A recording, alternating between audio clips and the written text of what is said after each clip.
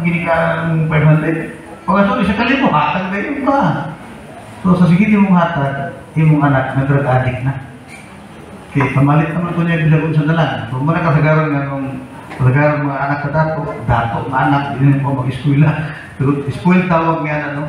So, kung ang tara sa bugmas Ginoo, puro sadyahay, di na siya love at all.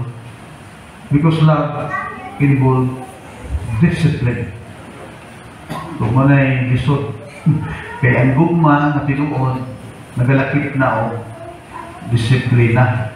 So, manay atong gikuha na text nato sa Hebrews tungod kay grabe disiplina sa Ginoo. Grabe ang paglutos, grabe ang pagsulay, makita nimo ani nga panahon. So, nasulat kini nga libro, tanaw sa mga scholar, AD 67 o probably 66 to 69, pero ginatumbok din nila sa AD 67. Sumuka na ang pagpangusumo sa Roma. Nung mabuot nila Ilugon, gusto nila extend sa ilang kingdom, hindi mong tanaw ng history, nahagong din sa ilang kamot ang Jerusalem, AD 70. So, tanan mga Kristohanong ani, grabe, mga paglutos. Hindi mo makita na pag-ikuan palihong slide, no? O nakana, kanang Hebrews 11, 38-40, musugod na sa 35. Basahon mo natin ha, manlimbaw imong balhibo kung sa nang na ako nga paglutos o pag-antos nga ilang sa gubang panahon nga si Emperor Nero, no? Grabe ni, no? Ginulag ko yun sa Biblia, grabe man doon, maula mong pagkayaan ng taon. Pag among mga pagsulay din, baha gamay ihat ng musimba, paligsik na gamay. Maulaw ni Lord Ali, lalim ang kanin ng imong basahon, no? Nag-iingong diri nga, ano nagod ni? Masugod sa 36. Ako ba nag-antos sa mga pag-BIBI o mga bunal o bisan pagani sa mga gapus o sa mga pagbilanggo, gibato sila. Murag biriko mo, no? Gibato. Gipikas sila pinagi sa espada, pinagi sa gabas niya. Di na ni kumon. Na? Pikason ka? So malamang asa sugod na pikas. Di sa ubos, pwede mo sa taas. Gabason ka. Kaya di sa pikas kilid, gabason ka. Di na kumon. Okay itong batoon, dagan tayo magbasa sa Biblia nga gibato. Pero diri, murag, tataon niyo sa uban niya mga history sa di na ka makabasa o gigabas sila. No? Ginamunod, grabe madiri, grabe gigabas. Halimbawa, tao na gigabas. Okay, tao yung gabason, pero tao. No? Gigabas. Gipamatay sila pinaagi sa espada. Naglatagaw sila nga nagsulog og mga panit ng mga karnero, mga kanding, nag-alto sa kawalan, mga sinakit, mga dinagmalan, alang kanila ang kalibutan dili amay. So, unworthy ang kalibutan, mga righteous na, gigapos, gipanggapas, ng iyong Biblia, ang earth, unworthy ng mga tao niya, gipanghinduan sa Ginoo niya gingana nila pagtagad, no? Maningon-ingon ang Biblia, ang worthy ang earth, ang kalibutan niya, naglatagaw sila sa mga kamingawan o mga kabukiran, sa mga lango o sa mga lungib sa yuta. So, grabe ni, kung imo ning kasabton o maayo, maulaw ka ba, no? Mga gagmay kaya nga pagsulera ang ato karon sila grabe. So natural, kung ingon ana ang iyan sa mga magtutuo, question nila ang Diyos. Nahigugma pa mo pabaka sa amo Ginoo. Din sa ato, siguro nagayang question sa Ginoo tungod sa imong nagiang pagsulay. Tungod sa imong nagiang paglutos. Tungod sa kalisod sa kinabuhi. Siguro i-question nimo ang Ginoo, nahigugma baka sa ako, Lord, sa akong pamilya. Terus iman yang muna-muna sa mga tao, sa mga magtutuo diya sa Hebrew. Muna ang writer sa Hebrew, di na naman pinpoint, no? Kung kayo mga Bible scholar, magkadibati, anak. So sa una, naging scholar na ingon nga si Pablo. So nagligid ang panahon, ang Hebrew hanong din yung matudlok na siya ang writer. So gidudahan, hindi si Barnabas, si Timoteo. Ang uwan po si Pablo yun. So wala na, wala kay, hindi matudlok sa ka Bible scholar na ang writer si Pablo, si Barnabas, o si Timoteo, basta naanalya sa ilang. So ato na nadawaton tungkol kay ang mensahe ani ang writer na balaka na mubiya sila sa pagtuo. Matuginan ginisputan sa writer ang sakripisyo ni Jesus. Siya lang pa kang Moses, siya ang pinakalabang pari, priest forever and the line of Melchizedek. Ipakita niya nga kamo nag-aantos tanawa si Jesus. No? Kamo nag-aantos si Jesus. O makuha ang tulog sila, kailangan mag-antos kay ang pare niya si Jesus. No? Ang pare hanggang sa kanturan sa linya ni Melchizedek. Muna yung tuyo sa writer sa Hebrew na masunod sa ilang unahuna nga nag-antos ka ni Kristo. May yung sakripisyo, siya ang pare, siya ang nagkapataliwala sa ato. Kung i-challenge niya nga, kanang pag-antos ninyo karon, it is because God loves you. Sumaling niya pamatunan niya tayo text diri from verses 5 to 11 na upat ka mga butang nga ipakita sa writer sa Hebrew nga ma-adapt po nato ng kini apiltaan na bisan sa mga magian natong kasakit nga problema sa kinabuhi magkayunta, Lord, thank you, it is a part of your discipline. So muna nga itong uluhan as the Lord disciplines the one who loves us. Nariupat kabutan nga itong tagaan o pagtagan gini kabutan. Una, it is proven that you are His child. Ikadwa, it's just like what our human fathers do. Then ikatulo, this is the best way to change one's character. Then ikaupat, it is a beneficial way for us. Ato niya naman, no? Dali naman eh. Okay, una, it is proven that you are His child. And verses 5 to 6, may nababasa niya, and have a completely forgotten this word of encouragement that addresses you as a father addresses his son. It is, my son, do not make light of the Lord's discipline. Do not lose your heart when He rebukes you. Because the Lord, mani atong tema, verse 6, no? Because the Lord disciplines the one He loves, and He chastens everyone He accepts as His son. So kung ingon, kini nga kamatuoran, ang disiplina nagapaila na ikaw anak sa Dios.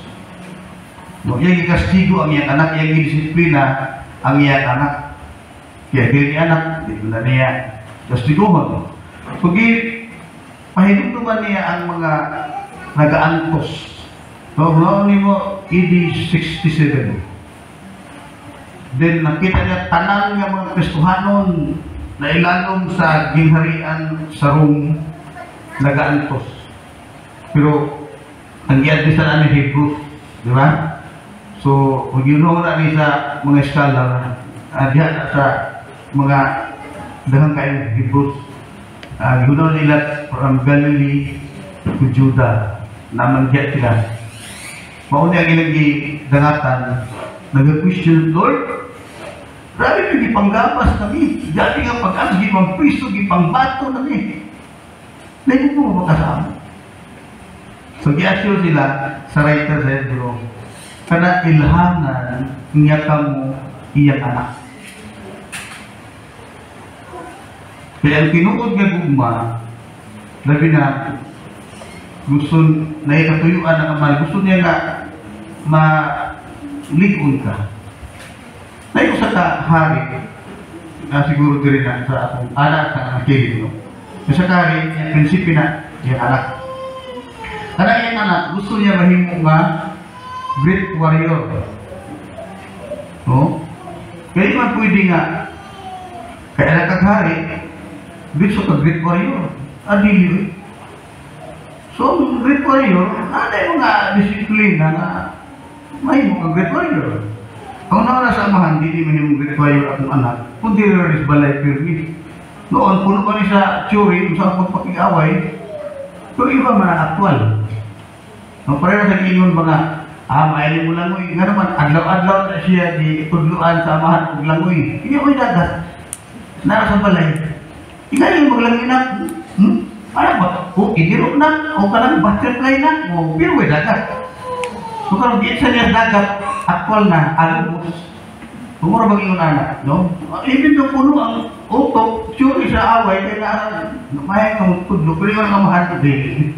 Hinahalang din ato niyo sa akto, no? So, ipadala niya sa hotline. Kada yung ang away ba?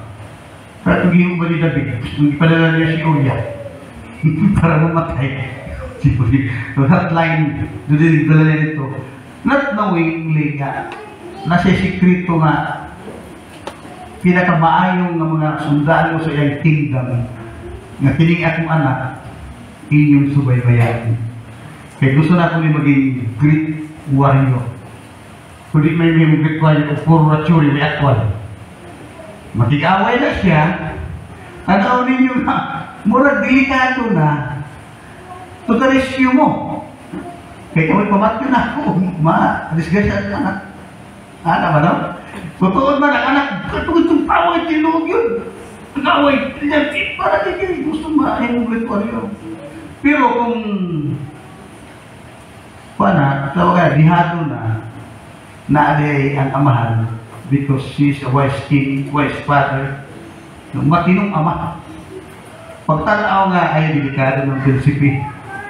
Rescue na itong mga SWAT na nga, Delta Force o sa nga nila ng mga elite group. So, pero kung tayo na, mag-ilag rin yun kayo para mag-great warrior niya. Our God is like that. Sabi nga ng anak ng tudaan, ipapaali, pasok mo kanin. So, may nagkamahan niya ay disiplina ng tagatay, anak taka. Anak taka. Mo na kita.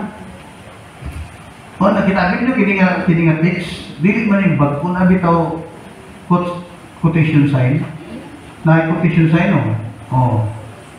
Nara siya sa Proverbs. Kada nga tignan sa Proverbs chapter 3, verse 10 to 11. Nga sa una pa lang, ano ginawa, pamita mo ang Hebrew, gawa siya gilutos, dana, nasa nahuna sa Ginoo. Ngayon yun, disiplinahon, pantunon ang mga anak. So sa ato karon, kung saan ang problema rin yung yatubang sa Ginoo, kung saan paglutos na may inyong katraso na di na kaya. Pwede lang masabtat na yung kamaturan, pwede kami yung Lord, salamat sa paglutos, salamat sa mga pag-antos. Kaya na-confirm nga verse, imo kong anak. Imo kong anak. Muna siya, it is proven that you are his child. So, kanindutan ano? Muli pa yung anak sa mayor, anak sa congressman, anak sa presidente. Pila naman na ilang network i-compare sa Ginoo. Kasi network sa Diyos. Ang kadako. So, man nga, mas lindot nga inungtang anak sa Diyos. So, na-prove na through persecution, trials, o problema nga atong yatubang karon sa atong pinubuhi. Natay amahan, omniscient. Omniscient. Basi kang kulang na isuon, pilo sa imong tuhod. Kaya hindi na kagpangitag sulbad. Ang sulbad, tuhod na din. Prayer ba? Tuhod na sulbad. Abot na suwi-suwi ka ng pangitag sulbad. you are son or daughter of God. Ikaduha, na ikaduhang butang ang kanabot sa God is this. It's just like what our human fathers do. So, ang writer sa Hebrew, iyang giingnan niya, disiplina gani atong human father, sa paghaan atong spiritual father. So, ato nga verse, endure hardship as discipline, God is treating you as His children. Maging gani na. Okay.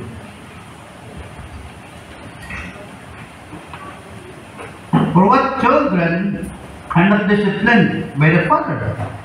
So if you are not disciplined, wala ka disiplina, and everyone undergoes discipline, then you are not legitimate, not true sons and daughters at all. So katong matagdaan na, wala disiplina, sino mapinaangkan mo? No? O ka na di mo legitimate, nga anak. So moreover, we have all had human fathers, so mga natay, mga amahan, militan on, who disciplined us and we respected them for it. How much more should we submit to the Father of spirits or to other Father in heaven and live?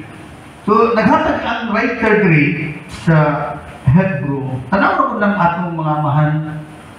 Katong amahan nato, dili man sila mga bright din kayo, dili man sila omniscient like our Heavenly Father.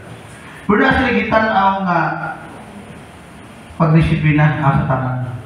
Kaya nakita nila nga maupo na usay mga sinundog po na sa ilang ginikanan po, nga i-apply nga tungkol sa ilang mga anak. So nasa kita na ngayon kapag disiplina, mugawas ang pagkamayang tao, may pagkababae ni mo, inagmahamtong naka.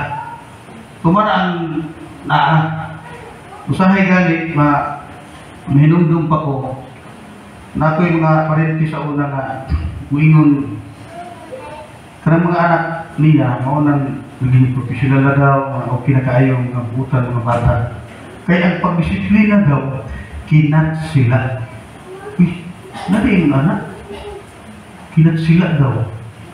Mga bata, mga respectful, mga bright ng mga bata. Kaya ang pagdisiplina, kinat sila. So kung mauna, napuli, hinapon. Ha? Wala na kinat sila. Naiinang ka no? O naiinang siya. Kaya may kinat sila. So whatever style sa pag-disiplina sa bata, ang anggulan at sarap na di sila mahimong bugay o bugoy. Sumuray nasa human father, ingon ang writer sa Hebrew.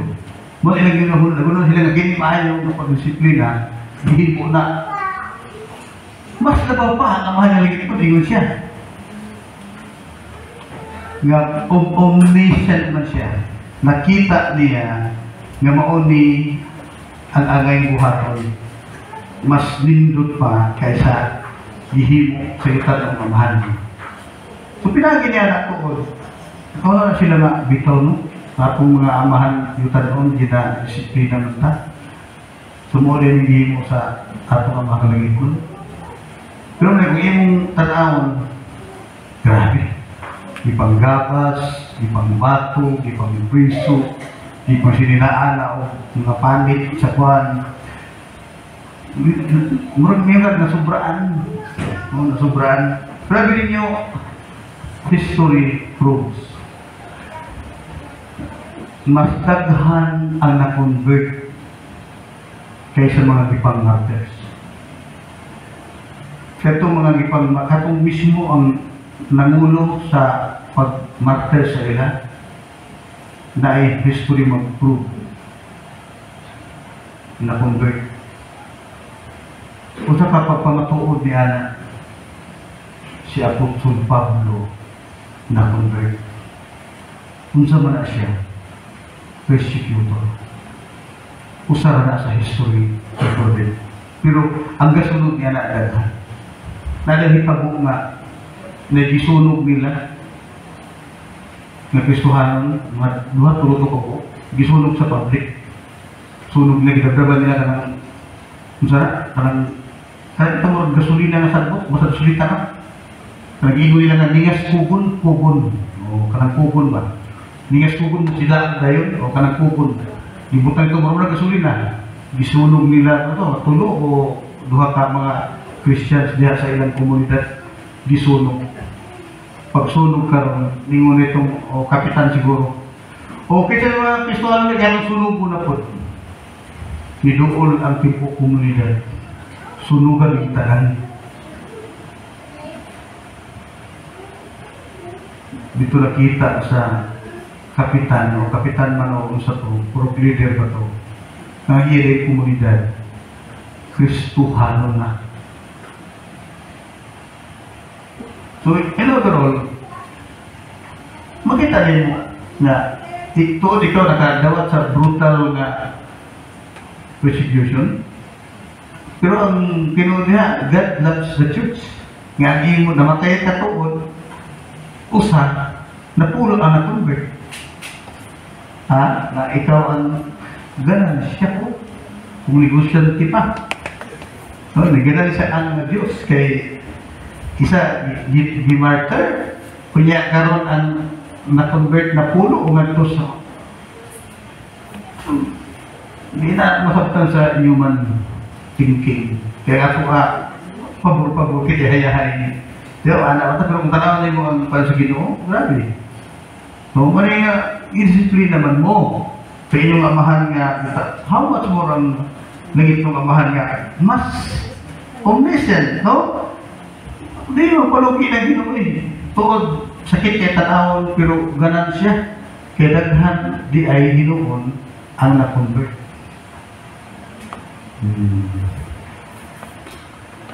Okay, so, Pareta, no? And third point na to, this is the best way to change one's character. So, katong ginibutan ko rin mga naglutos, mga na-convert, no? Muna nga nang ginawa ang ayo kay Papa, nangitanon, mag-disiplina, ako po, pero naiikwan naipik ang nagalutos o ang mga nakasaksi na convert noon. Ikatulo, this is the best way to change one's character. And verse 10. Sige yun niya. They disciplined us for a little while, no? Katong mga papa nato, as they took best. But God disciplines us for our good, in order that we may share in His holiness. So, naigul niya, no? Pagkabalaan. Holiness. Pero kano saan na maabot? Dili na maabot without discipline.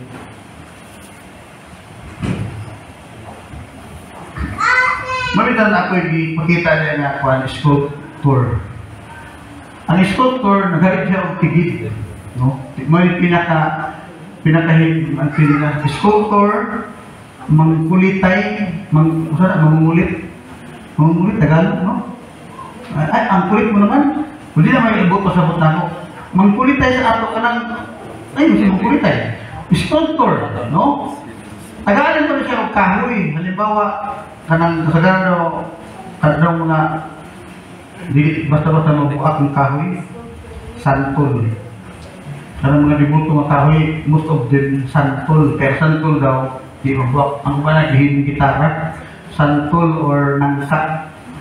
O, basta kanang di kayo mabuak. So most of statue, magiging sila kahoy na, di basta-basta mabuak.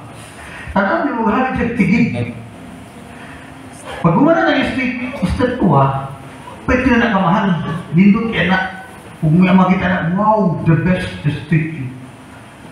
Pero kanos na dahil the best. O kaya, yun na to, balaan. Kaya perfect man, nindot na kayo ng statue. Nindot hindi kayo. Pero imo subaybayan, di kan pagsugod, hangtod pagkahuman ni Ana, there is a tigid. No, sa sculptor. Nagsige na siya, til, mauna ikaw, mauna ako. Pedagang ito mga kinaiya sa itong kinabuhi. Ang Diyos nato, nagsige, til. Nagsige, mingon ka nga, mabrisig ko aning asin ba? Pingani din kinaiya. Mabilis ko aning Lina, mabilis ko aning Carmen. Naman siya. Pero grabe kumitil sa Ginoo ala sa ila. Pag ilang conversion ba? Pagsugod. Tingnan ang atong ginabuhi so. This is the best way to change one's character. Ang Ginoo diha mahulag ko mo mura siya og mangkukulit. So ang Tagalog ay nang basta Bisaya lang ta. Ilahi ang kulit sa Tagalog. So sculptor. Kada dugdug ni ana, it is painful. Sakit. Lalo magtigit. Ano ka sa Ginoo? Ano si Jesus nga ang iyang word mo purify sa ato. Disiplina na. Baka kung di ka sa ito, pantay ka ha. Yun ko sa imo nga ang unong taadlaw sa bahui.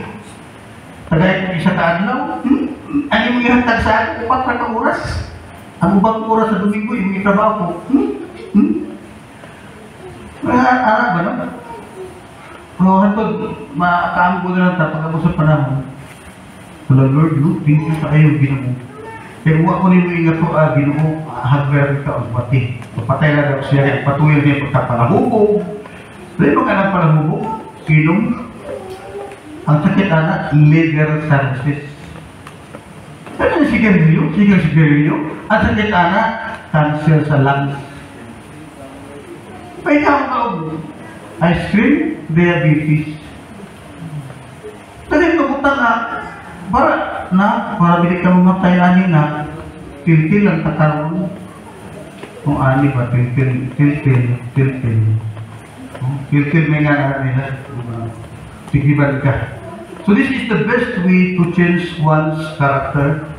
Gipasabot na sa mga writer sa Hebrews na ing-ani man, tanawa raw, naigul ang Diyos, magkinabuhing balaan, magkinabuhing tarong, pero sa mga metabo, bilik katilkilan, o bilik katigib-tigiban. So mo ni, disiplina. Okay, dagan yung basa Biblia, kadang latos, pagpantun mo na, so muna tigib, pagpantun na sa ato sa Ginoo. Kaya naigul ang Diyos, no, magkinabuhi kitang balaan. So ang pulong sa Ginoo mo, purifying. Although, na may promise sa Ginoo ang ultimate purification, blood of Jesus. No? Yan tanaw sa ato, yan na naman because of the blood of Jesus. Kung mga nagpuhunan ng mga langit na, para pasabot nga pasagdaan ta niya. No? Ginatuan ta niya, gina-purify sa niya, gidiscipline. Kung yung ng principal halimbawa, may ikaw, graduating ka, o ka na word ng graduate ka BDI. Pero sige, maghihapon mag-exam. Tungas to, tigil na sa principal o sa teacher, graduating nga na mo kamo. Graduating na kamo. Ipunta mo sa exam. No? Di na, exam may graduating na. Di exam gihapon na. Pero mag-graduate mo. Sila ga-declare. Mo na ang Ginoo. Gini-declare ka, luwas ka. Yan, luwas. Sa iyo na pakasala. Dili nga na. Giluwas gani ka kay i-purify ka. Pero na i-reserve nga holiness ni Jesus. Nga itong cloth of righteousness, it is Jesus. Through faith, no? Pero wala pa sabot nga bibiyaan taniya, nabita niya, i-disiplina. Sumuna ang makita natin, this is the best way to change one's character. Sige ito ginatigiban, ginapiltilan sa Ginoo. O Lord, salamat sa mga tiltil. No, salamat. Sige na nga po na ibalik-balik sa inyo sa pagtigib sa Diyos. No? Pero salamat. Hindi na sa aking pinuntanan. Sa ikaw pa, nato na Tagalog o Tagalog. It is a beneficial way for us. So sa verse 11 mo itong last verse. Nagayon din na sa pagkakaroon, ang tanang pagpantun daw dili makalipay. Sakit din na, no? Di taganahan. Di taganahan ang pagpantun. Ginoon, makaguol kini. Apan sa kalahian, kini mamunga ug kalinaw ug katarong ngadto kanila nga namatutok pinaagi nini. So kung adanta ka sa pagdisiplina sa Ginoo, kada adlaw naga-move ka to be like Christ. No? Mabatunan mo ang katarong sa kinabuhi o kalinaw sa kinabuhi. Pero may bukta na yung mga Kristohano nga mayunta mga niluta ang kinabuhi niya, no? Malinaw, kunya na kinabuhi sa katarong. Pero kung magka-istorya mo niya na, diha yung masabtan. Yung sa siya pagdisiplina sa Ginoo, nga naka-benepisyo man siya aning peace and righteous living. Dili na overnight. Dili. Lain ang dili sa Ginoo sa ato. Itong kinita pareha kagahi ako. Kung bating yakal ka, lawaan ako. Pag-isa ba siya ayaw yung bunti, grabe din. So, muna, lain ang diling sa Ginoo. Pero, ang prinsipyo niya pareha na muagit na o disiplina. Depende kung unsa pagahit ka, natural, ang usa ka wise sculptor. Sa sige niyang anak kay na sana parang napanag ba? Napanag yung tigil niya. Gamitan ka niya na ako kong gi-order sa Shopee nga kanang grinder. Hindi ka makaya gihapon. Chinso. Anak ka sa Diyos. Maragi na pag-abot sa unahan, hindi na rin ka, Lord, makabenepisyo ko, Lord, sa imong himo sa ating ginagawa. Salamat kay Ginoo. Ma-appreciate nimo ang Heavenly Father. O resulta pagpasalamat, pagdahil, kinay pagbaruto. Kung saan tuyo sa Ginoo nga nung gusto niya na kita maabot ang punto ng malinawon o matarang ang ginabuhi. Parang mula huntay ka. Kaya mula huntay ka, naghanap ma-convert. Kita lahit ang tanong, kaya pag-abot sa punto nga, kung ano gusto na tayo matay, hindi mo na nga may klaro sa Ginoo. Pabita nga iya kang disiplina kay para makalahutay ka. Ako ko sa mensahe dito na lahutay in verse 1 ani. No, lahutay sa pagpangalagat. Kaya kung lahutay mong guding nagkinabuhi sa peace and righteousness, daghanay ma-convert. Daghanay ma-bless ang kinabuhi, makailagay Jesus. Kabanday mo ganong lubi. Lubi ka. Ganong lubi mo edad sila isa gatos o more than 100 o isa ka century. Ngano? Ang lubi trained by storm. No?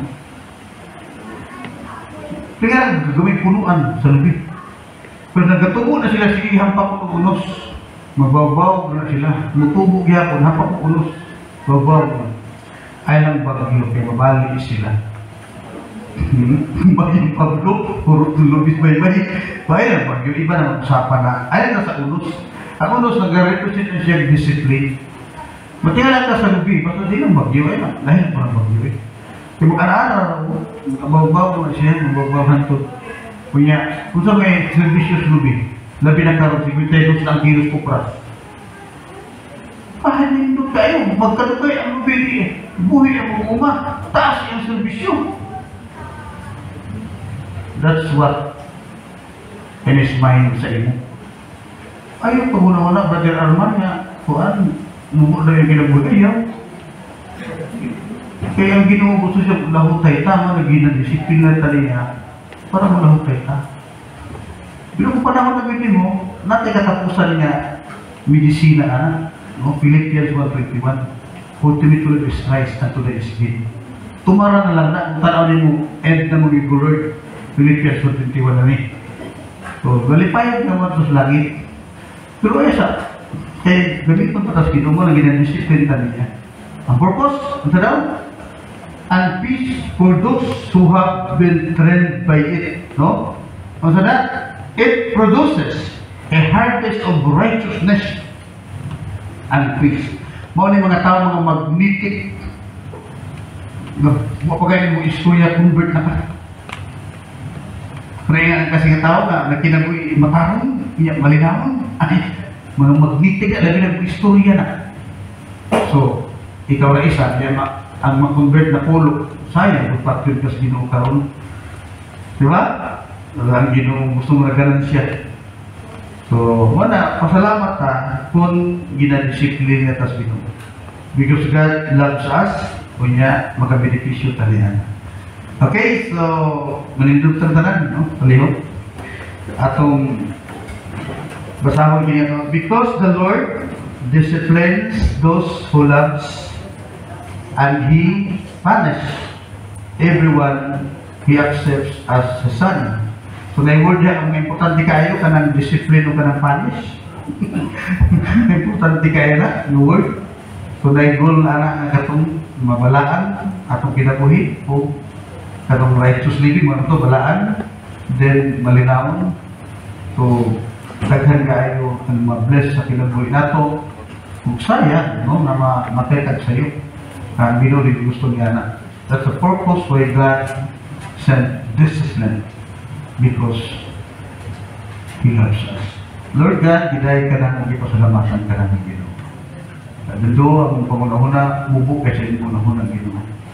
But help us, Lord, nga kami magpasalamat sa dihan na kami nagatubang ng mga paglutos, pagsulay, kung problema sa kinabuhi Ginoo. Mahinunduman na nga ikaw na iyong pagkanang. Thank you, Lord, in Jesus' name. Amen. Malikot na, balik. Amen. Dalay na itong mulit ni Diyos sa iyahang mga pulong.